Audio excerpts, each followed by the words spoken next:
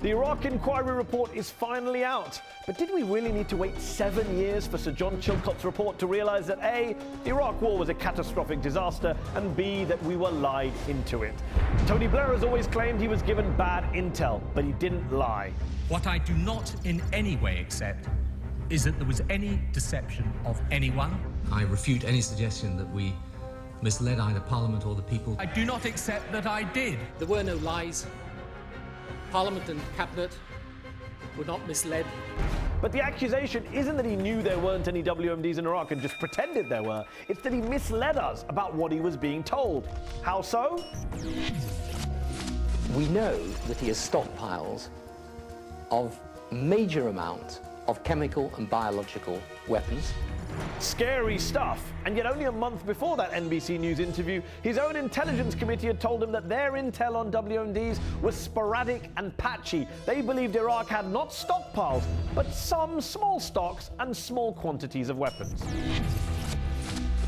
There is no doubt at all that the development of weapons of mass destruction by Saddam Hussein poses a severe threat not just to the region but to the wider world.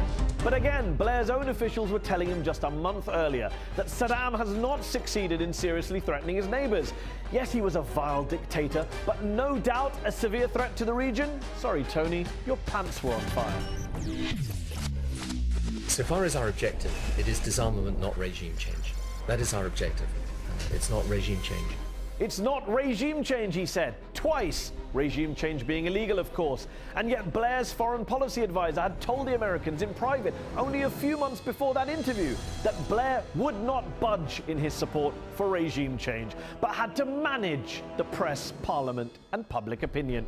In fact, we now know, thanks to the Chilcot report, that Blair told Bush in a secret memo 8 months before the war that I will be with you whatever. Whatever. And yes, the very nuanced Sir John Chilcot doesn't call Blair a liar, but he does say that Blair's claims about WMDs were presented with a certainty that was not justified. If that's not misleading people, I don't know what is. Oh, and if you think this Iraq Inquiry report has put the whole debate to bed, has given us closure, that it's time now to move on, well, tell that to the families of the hundreds of thousands of people who've been killed in Iraq since 2003 and who continue to be killed there, even today.